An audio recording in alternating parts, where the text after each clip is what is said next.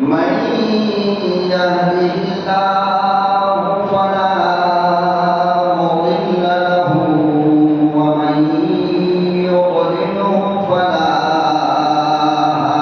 هادي له ونشهد أن لا إله إلا الله وحده لا شريك له ونشهد أن سيدنا ونبينا وشفيعنا وحبيبنا وطبيبنا ومرشدنا ومولانا محمدا عبده ورسوله أرسله بالحق بشيرا ونذيرا وداعيا إلى الله بإذنه وسراجا منيرا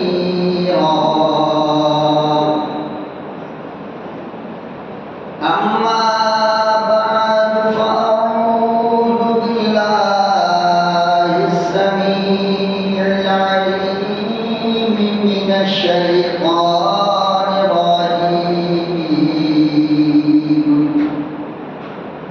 بسم الله الرحمن الرحيم ألهاكم التكاثر حتى زرتم المقابر كلا سوف تعلمون ثم كلا سوف تعلمون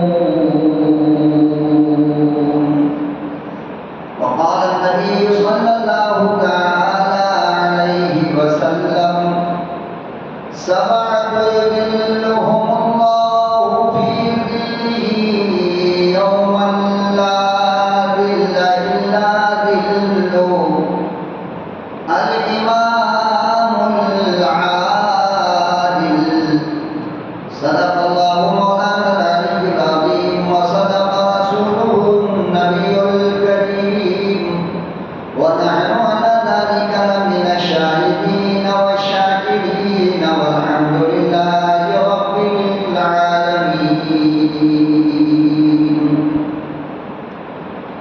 درود شریف پڑھیں اللهم صل على سيدنا محمد وعلى آل سيدنا محمد وبارك وسلم. اللهم صل على سيدنا محمد وعلى آل سيدنا محمد وبارك وسلم. اللهم صل على سيدنا محمد وعلى آل سيدنا محمد وبارك وسلم. نہایت قابل قدر بزرگوں اور دوستوں، میرے پیارے نوجوانوں، عزیز بچوں، قرآن کریم کی یہ آیت کریمہ جو میں نے ابھی آپ کے سامنے تلاوت کیا ہے، اللہ پاک نے اس آیت کریمہ میں دنیا کی حقیقت کو بیان فرمایا ہے.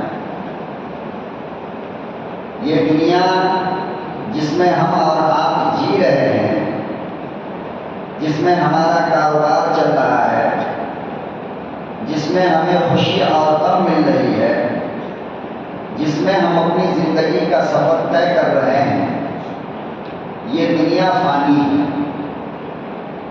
اور یہ دنیا کی جتنی چیزیں ہمیں نظر آ رہی ہیں، یہ تمام کی تمام چیزیں بھی فانی ہیں.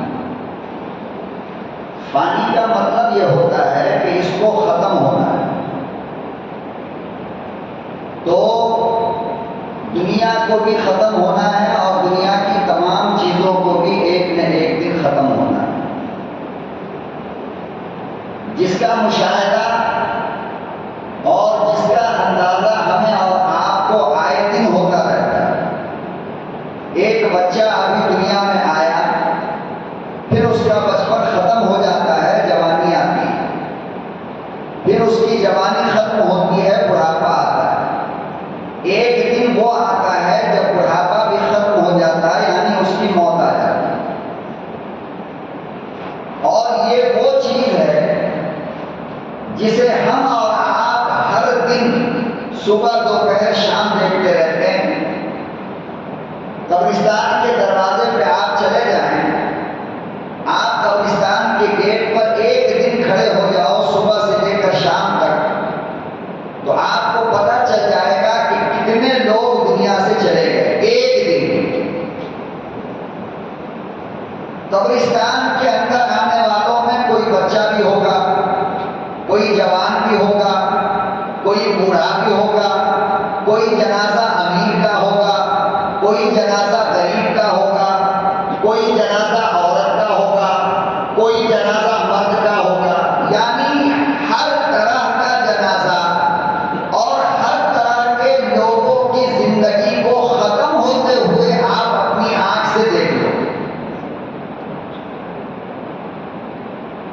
قبرستان کی مسجد میں جو امام ہیں اس وقت وہ ہمارے دوست ہیں قاری صاحب، وہ کہہ رہے تھے کہ مولانا ہر نماز میں، فجر ہو، ظہر ہو، عصر ہو، مغرب ہو، عشاء ہو، کہہ رہے تھے کہ ہر نماز کے اندر کم سے کم 4-5 جنازہ تو رہتا ہی ہے۔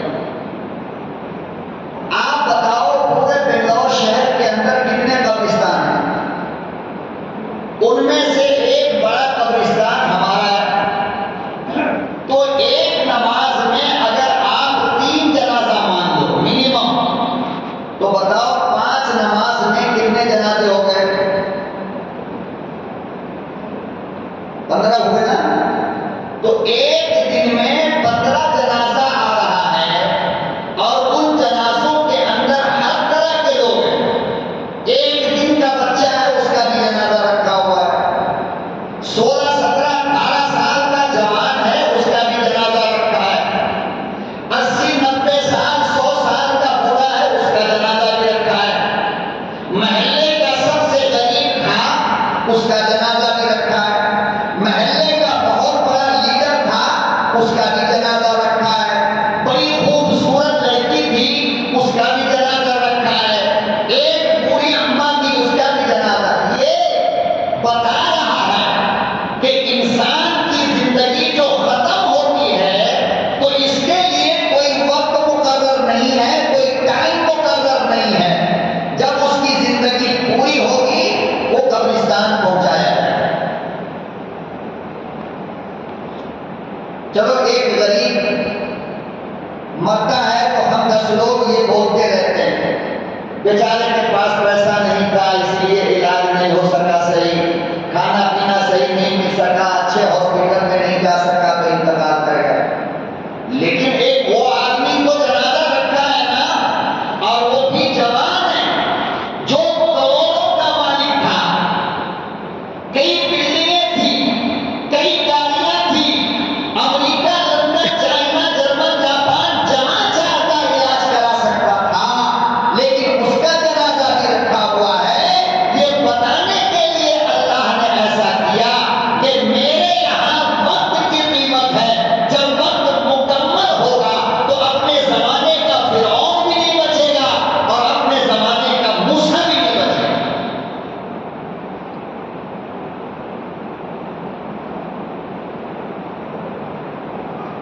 مگر ہم لوگ قبرستان اولاً تو جاتے نہیں، پڑوس کا مر گیا آدمی جنازہ میں جانے کے لیے جب پوچھو تو کہے گا کہ وقت نہیں، تھوڑا بزی ہوں۔ بڑے افسوس کے ساتھ یہ کہنا پڑ رہا ہے کہ زندگی میں تم ان کے دوست نہ بنے، کم سے کم مرنے کے بعد تو ان سے دوستی نبھا لو۔ پیغمبر نے فرمایا کہ جنازے میں شرکت یہ محبت کی علامت ہے، اس لیے قیامت آ جائے، ساری دنیا کے کام کو ایک طرف پھینکو اور اپنے بھائی کو کاندھا دے کر کے آخری سفر تک پہنچاؤ، تاکہ تمہارا کاندھا دینے والا بھی مل جائے۔ ورنہ کبھی ایسا نہ ہو کہ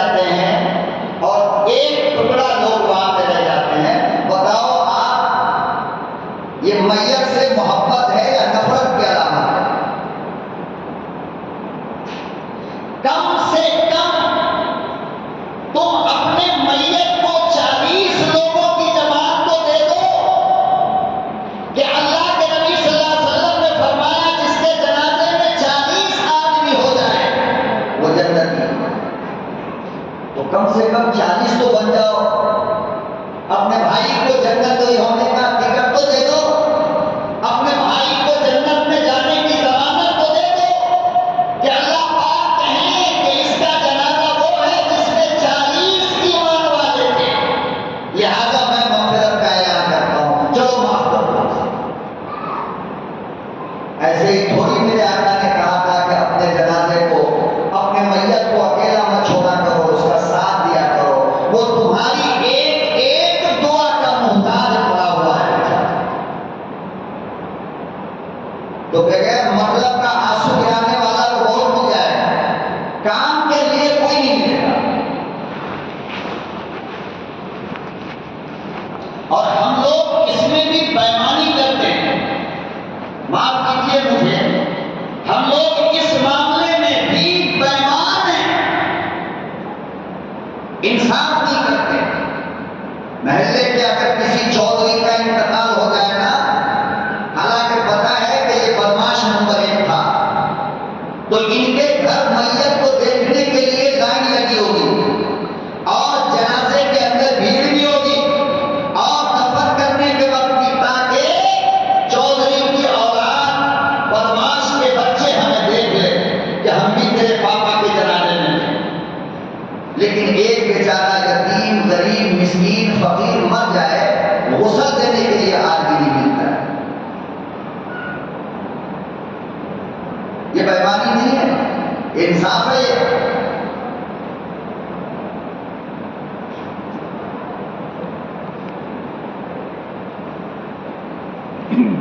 ایک ایک آدمی پہ اس بات کی ذمہ داری ہوتی ہے کہ مرنے والے کو تنہا مت چھوڑو، اس کا ساتھ دو، جہاں تک دے سکتے ہو۔ فرمایا کہاں تک دینا ہے؟ اللہ کے نبی صلی اللہ علیہ وسلم نے فرمایا کہ قبر کے گود میں رکھنے تک اس کا ساتھ دو۔ کہ تم کو یہ نظر آتا ہے کہ یہ مر گیا، اور یہ صحیح ہے کہ مر گیا، لیکن مرنے کے بعد اس کی اصل آنکھ کھلتی ہے میت کی۔ یہ تو ٹمپروری آنکھ ہے، یہ کیا ہے؟ ٹمپروری آنکھ ہے، یہ اصل ہے ہی نہیں۔ اصل آنکھ انسان کی جو کھلتی ہے، جس کو دل کی آنکھ کہتے ہیں، وہ کھلتی ہے روح نکلنے کے بعد۔ پھر میت ہر چیز دیکھتی، ہر چیز، کون آیا، کون گیا، کون رویا، کون میرا جنازہ پڑھا، کون مجھے قبرستان لے کر گیا، کن لوگوں نے مجھے مٹی ڈالا۔ فرمایا کہ میت ہر چیز دیکھ لیتی، اور جب وہ دیکھتی ہے کہ بہت سارے ایمان والے ہیں تو اس کو سپورٹ ملتا ہے، میت کو خوشی ہوتی ہے۔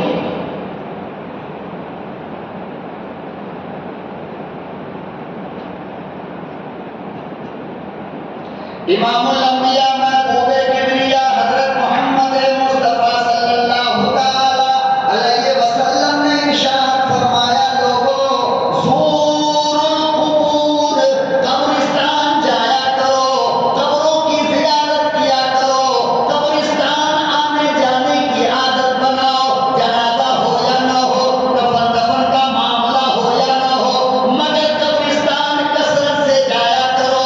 وہ قبروں کے مناظر کو دیکھو گے، سالوں سال ہو گیا سویا پھر کبھی نہ اٹھا، تو اللہ کا ڈر پیدا ہوگا، گناہوں سے بچنے کی توفیق ملے گی۔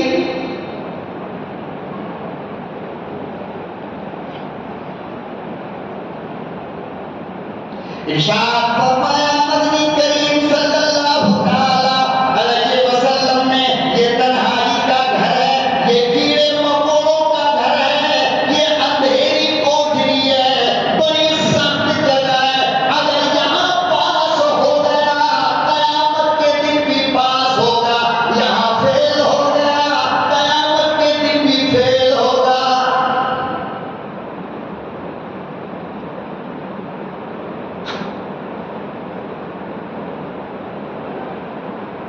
ارشاد فرمایا امام الانبیاء محبوب کبریا حضرت محمد مصطفیٰ صلی اللہ تعالی علیہ وسلم نے اپنے بھائی کو جنازہ دیا کرو، اپنے بھائی کو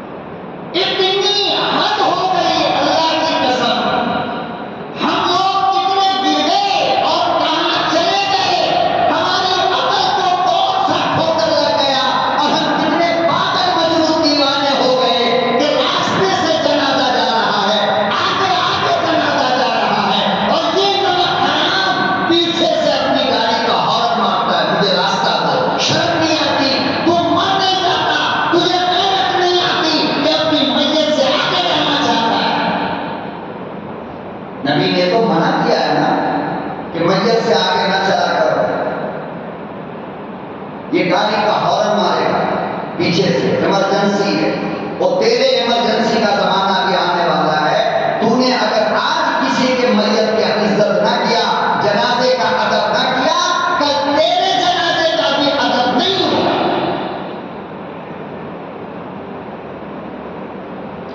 تجھے کیا معلوم کہ میت سے آگے جب تو چلتا ہے تو میت کو کتنی تکلیف ہوتی ہے؟ کیوں؟ اس لیے کہ میت کے آگے آگے فرشتے چلتے ہیں، اور تو ان کی پیروی کر رہا ہے۔ ارے بہت ایمرجنسی ہے تجھے، راستہ بدل لے۔ ایمان والا کوئی کافر کا بچہ اگر ہارن مارے تو سمجھ میں آتا ہے کہ ان کے یہاں میت کا کوئی معاملہ نہیں ہے۔ ایمان والا داڑھی ہے، سر پہ ٹوپی ہے، اور دیکھ رہا ہے کہ پیچھے پیچھے بابا کا بیٹا روتے ہوئے جا رہا ہے کہ بابا کا جنازہ جا رہا ہے، بھائی رو رہا ہے، خاندان رشتے دار کلیجہ پھٹ رہا ہے، اور یہ پیچھے سے ظالم اس کو ہارن مارے گا، سائڈ ہو گئی، غیرت مر گئی۔ ایمان نام کی کوئی چیز ہمارے پاس ہے یا نہیں، اللہ بہتر ہے۔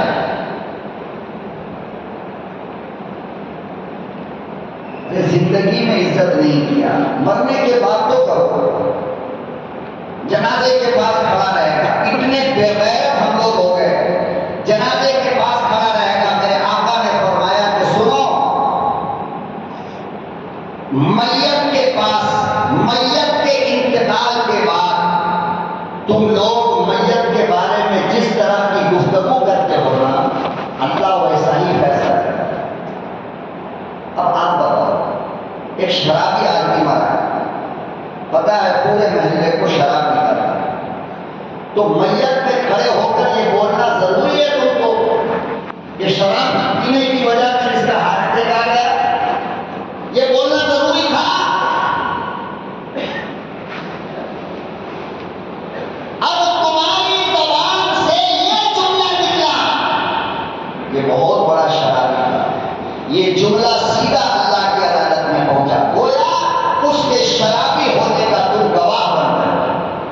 اللہ کے نبی نے منع کیا، فرمایا کہ میت کی خوبیوں کو بیان کیا کرو، اس کی برائی پہ پردہ ڈالو۔ اس لیے کہ بیچارے نے جو کچھ کیا وہ تو کیا، مرنے کے بعد تو کم سے کم اس پہ پردہ ڈالو۔ گنڈا تھا، بدماش تھا، کیا تھا وہ سب اللہ جانتا ہے، لیکن آپ اپنی زبان سے اس کی جو اچھی چیز تھی فرمایا اس کا ذکر کیا کرو، اس کو بیان کرو۔ اور دنیا میں ایسا کون ہے بھائی جس کے اندر کوئی اچھائی نہیں ہے؟ کوئی ایک بندہ بہت گندا ہوگا، بہت برا ہوگا، ساری برائی، لیکن آپ غور کرو گے تو کوئی نہ کوئی اچھائی اس کے اندر ہوگی۔ حجاج ابن یوسف اپنے زمانے کا بہت بڑا گنڈا تھا، اتنا بدماش، اتنا بدماش، اتنا بدماش کہ اس کی عدالت میں آ کر اگر اس کے خلاف کوئی زبان کھولے وہیں کھڑا کھڑا قتل کروا دیتا، ایک منٹ کا موقع نہیں دیتا۔ ایک دن میں 99 عالم کو ذبح کیا اس نے، بڑے بڑے بزرگوں کو، اللہ کے ولیوں کو ذبح کیا۔ مشہور یہ ہے کہ حجاج ابن یوسف صبح میں ناشتہ سے پہلے اگر کٹی ہوئی گردن کو نہیں دیکھتا تو وہ ناشتہ نہیں کھاتا، اتنا بدماش تھا۔ لیکن یہ بات جانتے ہو، یہ جو قرآن کریم پر آج زبر زیر لگا ہوا ہے، زبر زیر، پیش، تشدید، نقطہ، جسے ہم دیکھ کر آرام سے پڑھ لیتے ہیں، یہ حجاج ابن یوسف نے لگوایا، اس نے اسی ظالم نے لگوایا۔ اب قیامت تک جب تک کے لوگ اللہ کا قرآن پڑھتے رہیں گے، بتاؤ حجاج ابن یوسف کو اس کا ثواب ملے گا یا نہیں ملے گا؟ تو کیا مرنے کے بعد یہ کہنا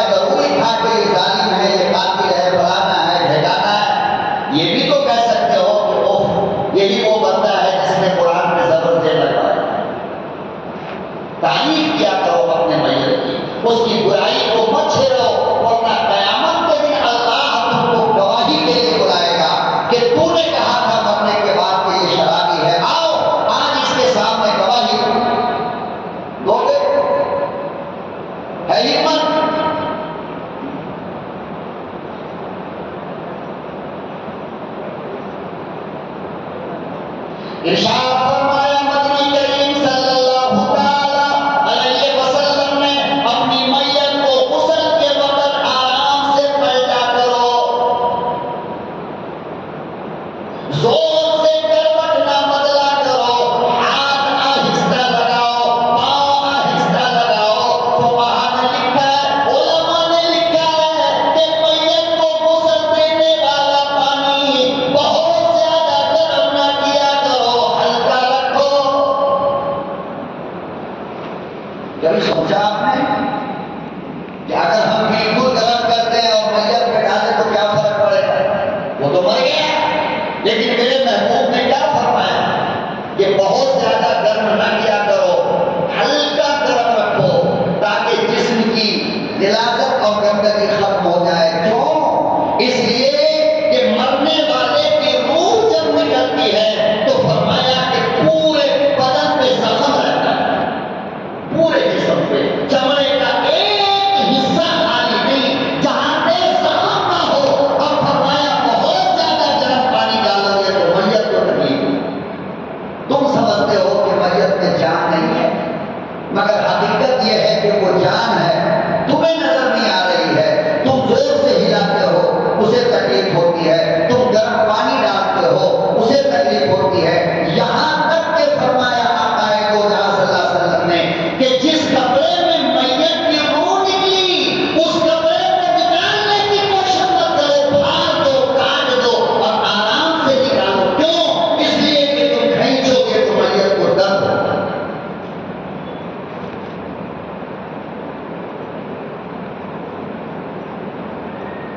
ہم لوگ اتنے ظالم کیوں ہو گئے؟ نہ زندگی میں چھوڑا نہ مرنے کے بعد چھوڑا۔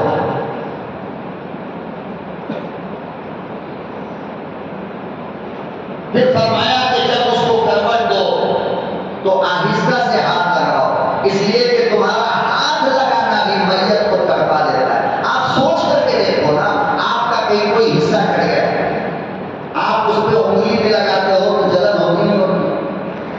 بولو ہوتی نہیں؟ دوا بھی لگاتے ہیں تو تکلیف ہوتی ہے۔ تو آقا نے فرمایا کہ روح جب انسان کی نکلتی ہے تو جسم کا ہر حصہ زخمی ہوتا ہے، زخم ہوتا ہے۔ اس لیے فرمایا پانی بھی آرام سے ڈالنا، اسے اٹھا کر غسل دینے کے لیے بھی آرام سے لے کر کے جاؤ، پھر آرام سے اس کو لٹاؤ، پھر آرام سے آہستہ آہستہ اس کو صاف کرو، پھر آرام سے کفن پہناؤ، اور جب تم جنازے کے لیے لے کر چلو تو اللہ کے نبی صلی اللہ علیہ وسلم نے فرمایا خاموشی کے ساتھ کلمہ پڑھتے ہوئے جاؤ اور تیز مت چلو، میت کو ہلاؤ۔ یہ سب باتیں آپ کو عجیب نہیں لگتی؟ آپ تو یہ سوچ رہے ہو نا کہ وہ تو ختم ہے، بھائی آہستہ نہانا، آہستہ کپڑا نکالنا، آہستہ لے کر چلنا، نبی کیوں کہہ؟ کوئی وجہ تو ہے نا۔ اللہ اکبر و کبیرہ، جناب رسول اللہ صلی اللہ تعالی علیہ وسلم نے ارشاد فرمایا غسل کے وقت سے لے کر قبر میں ڈالنے کے وقت تک ہر لمحہ، ہر پل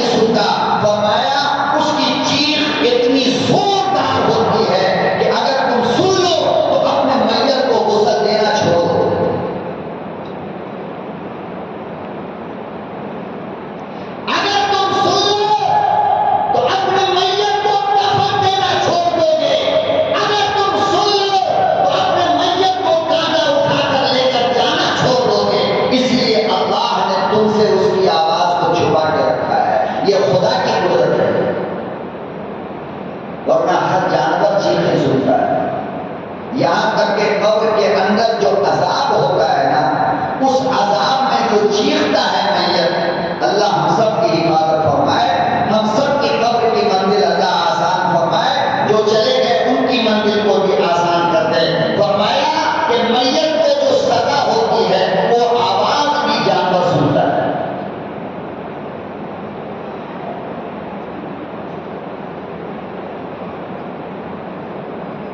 آپ نے کبھی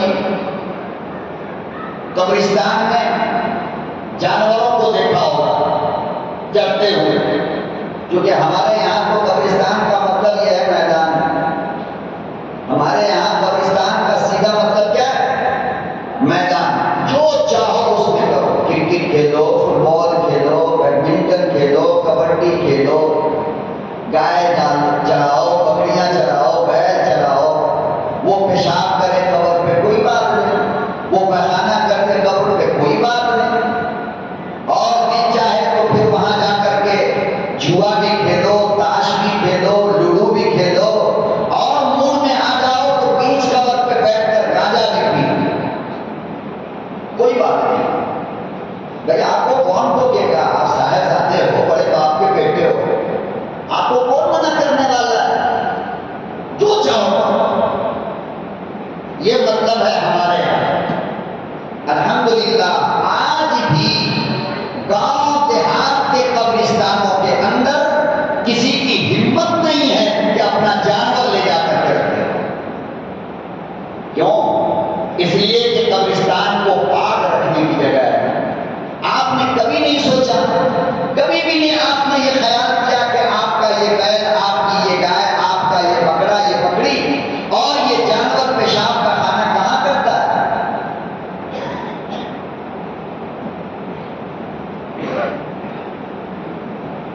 اتنی ناقدری قبرستان کی اور اتنی بے حرمتی کم سے کم اتنی عمر تک میں نے نہیں دیکھا۔ اللہ ہم سب کو معاف فرمائے۔ نبی کہہ رہے ہیں کہ قبرستان جایا کرو تاکہ تمہیں اپنی موت کی یاد آئے گی، اور جو قبرستان میں بیٹھ کر کے ہی جوا کھیل رہا ہو اس کو کیا کہو گے؟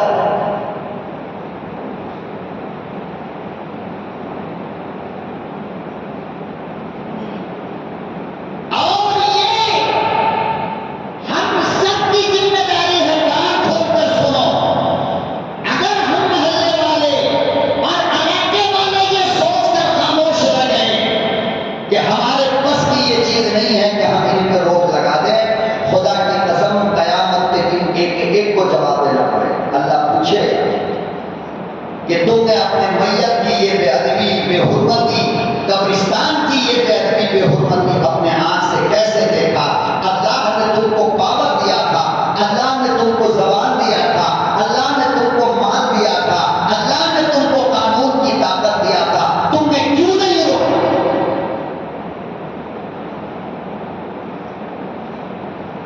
ہر کام کے لیے میٹنگ،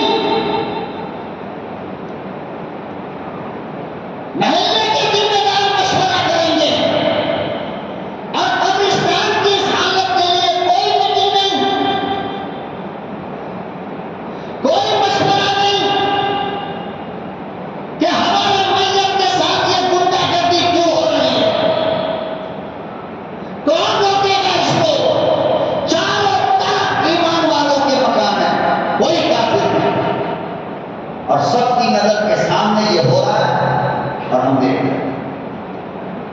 اللہ سے ڈرو، اپنے میت کی عزت خدا کی قسم زندوں سے زیادہ کرنی چاہیے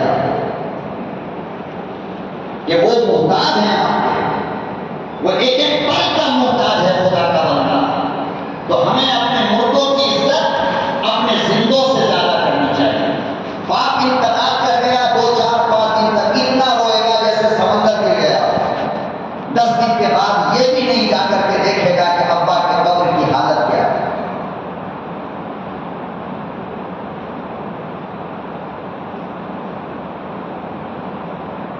جوان بیٹا مر گیا، یہ سینہ پیٹے گا، اور 10 دن کے بعد خیال بھی نہیں آتا میرے بیٹے کی قبر کہاں ہے۔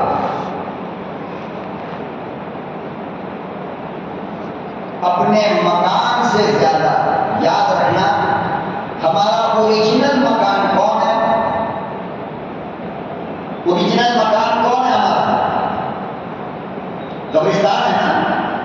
وہ 4 انچ کی جگہ ہی تو ہمارا اصل گھر ہے نا، جہاں ہم کو قیامت تک رہنا ہے، کروڑوں سال جہاں پہ رہنا ہے. تو افسوس کی بات یہ ہے کہ جس مکان میں زندگی کی گارنٹی ہے 2 سال 4 سال، ابھی کب اللہ جانے، اس مکان میں ٹائلس لگیں گے، لائٹنگ سجائی جائے گی، ایئر کنڈیشن لگے گا، اے سی لگے گا، اور نہ جانے کیا کیا ہوگا.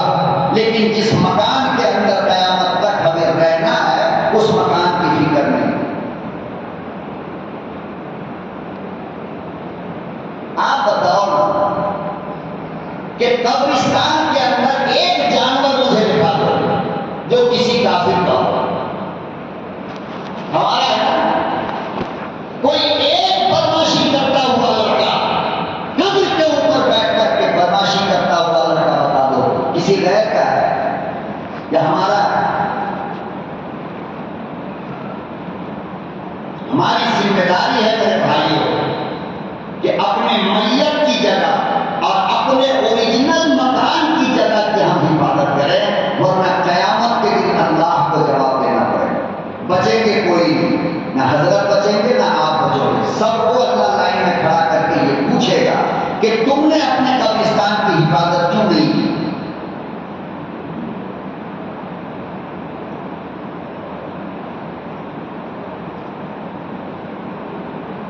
اللہ اکبر و کبیرہ. امام الانبیاء محبوب کبریاء حضرت محمد مصطفیٰ صلی اللہ تعالی علیہ وسلم کی حدیث میں ایک واقعہ مشہور ہے. علماء کرام نے لکھا ہے کالی کملی والے مدنی کریم صلی اللہ علیہ وسلم نے ارشاد فرمایا، اور لوگوں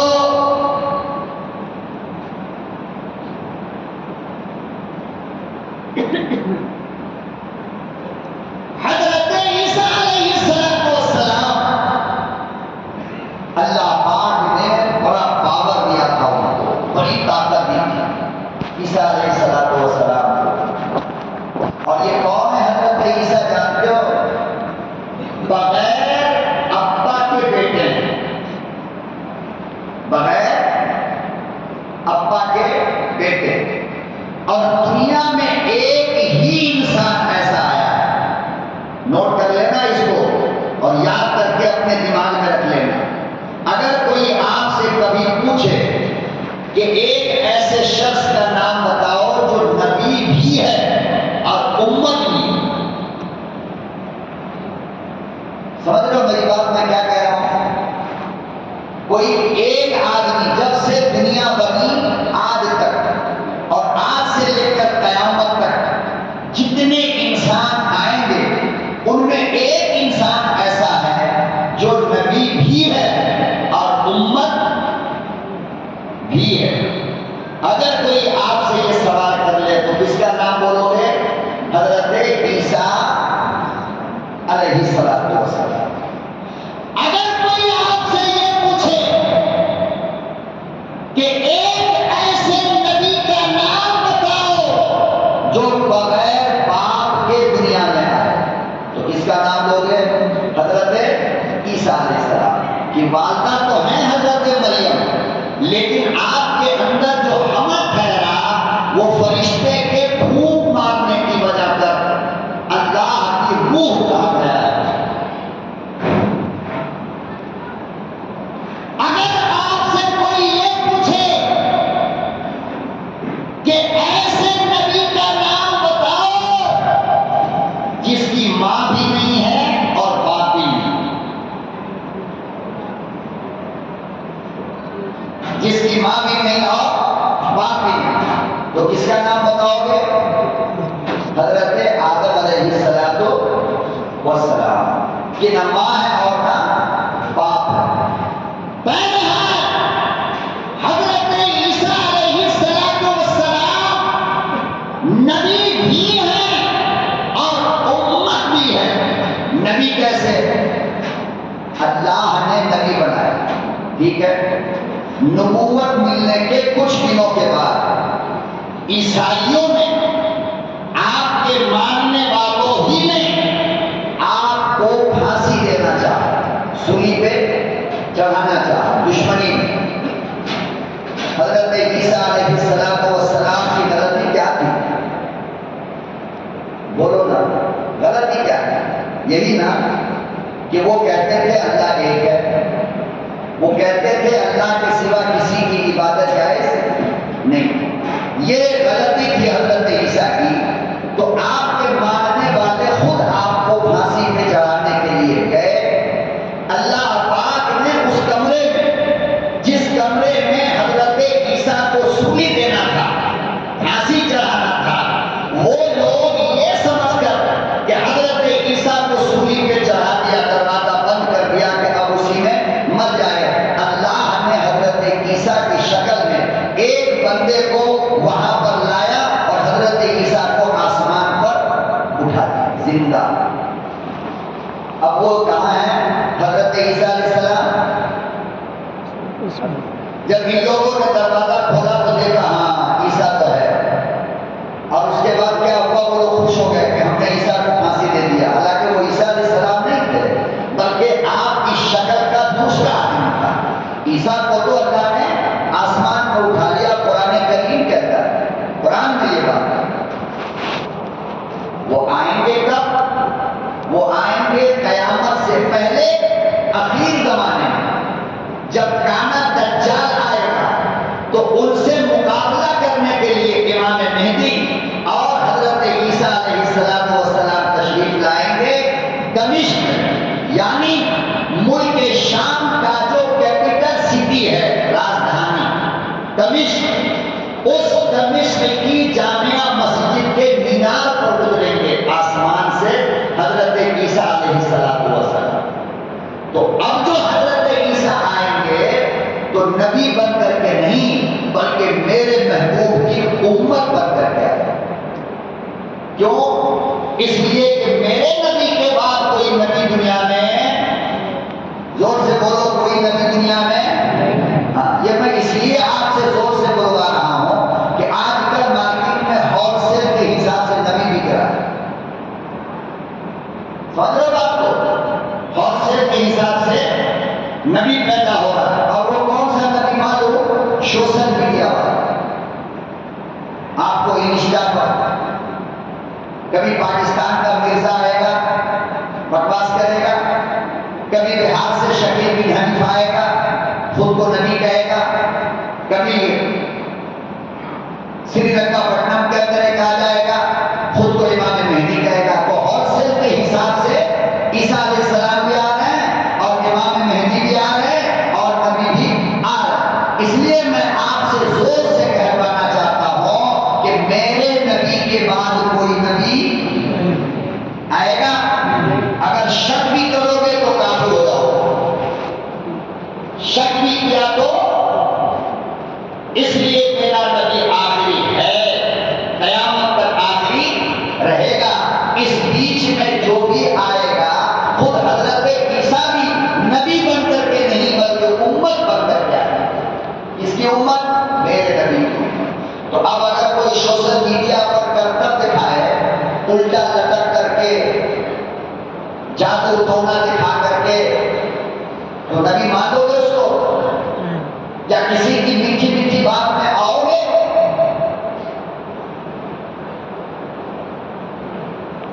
تو حضرت عیسیٰ جب دنیا میں آئے، آسمان پر گئے تو نبی بن کر کے، اور جب آخر زمانے میں آئیں گے تو امت بن کر کے۔ اس لیے اگر کوئی پوچھے کہ کسی ایک بندے کا نام بتاؤ جو نبی بھی ہے اور امت بھی ہے، تو فوراً نام لینا حضرت عیسیٰ علیہ السلام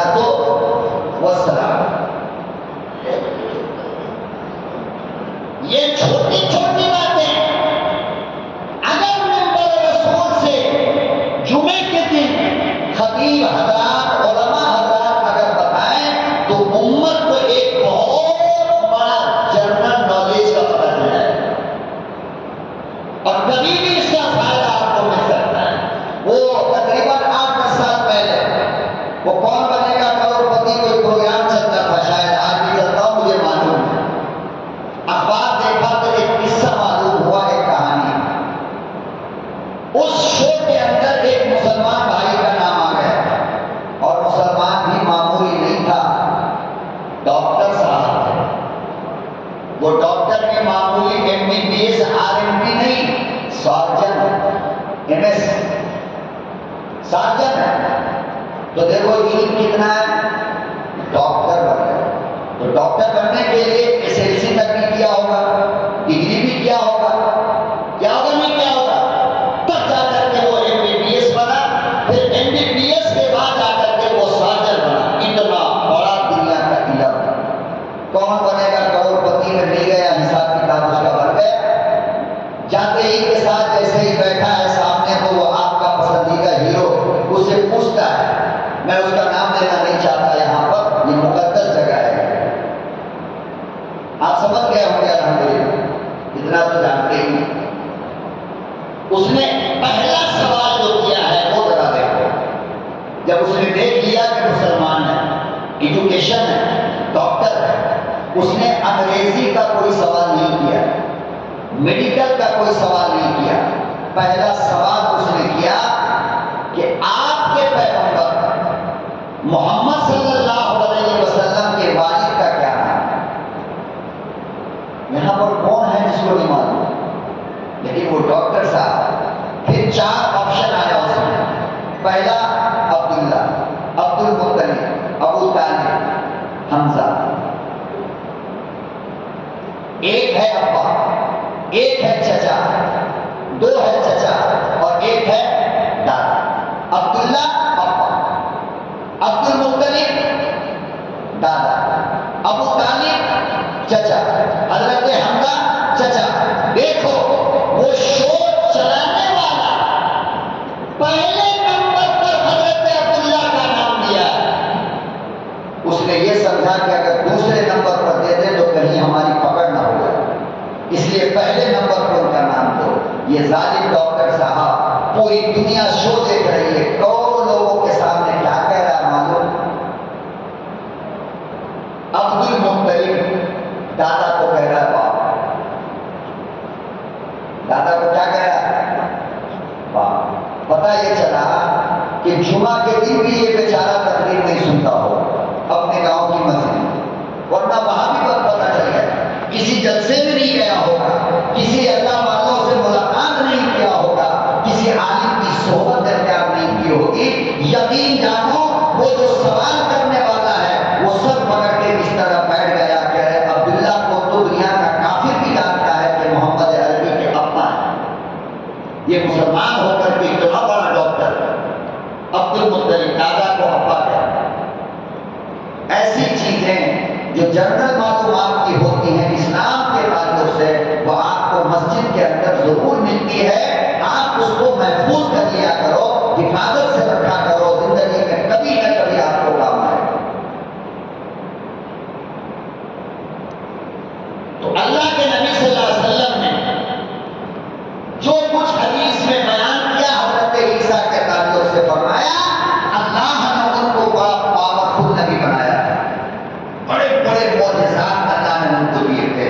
اتنا بڑا معجزہ تھا ان کے پاس کہ نابینا آدمی ماں کے پیٹ سے اندھا پیدا ہوا، حضرت عیسیٰ اس کی آنکھ پر ایسے ہاتھ ڈال دیتے تو اس کی روشنی ہو جاتی، آنکھ ٹھیک ہو جاتی۔ کتنا بڑا معجزہ ہے۔ پورا جسم کوئی بھی بیماری سے کسی کا سڑ رہا ہو، پورے بدن سے پانی ٹپک رہا ہو، حضرت عیسیٰ پھونک مار دیتے اس کی بیماری ٹھیک ہو جاتی۔ یہ معجزہ تھا حضرت عیسیٰ، کیا تھا؟ معجزہ تھا۔ آپ کسی بھی قبر کے پاس جا کر کے کھڑے ہوتے ہیں، کسی بھی قبر کے پاس 100 سال پرانی ہو، 200 سال پرانی ہو، 400 سال پرانی ہو، اور قبر کے پاس جا کر کھڑے ہو کر کہتے ہیں تم بے اذن اللہ، اے میت اللہ کی اجازت سے باہر آ، مجھ سے بات کر کھڑا ہو۔ قبر پھٹتی، وہ میت نکلتی اور حضرت عیسیٰ اس سے کھڑے ہو کر کے بات کیا کرتے۔ اتنے پاورفل نبی تھے۔ ایک مرتبہ ایک یہودی کی قبر پہ چلے گئے جس میں میت کو دفن ہوئے 400 سال ہو گئے۔ کتنے؟ 400 سال۔ حضرت عیسیٰ علیہ السلام نے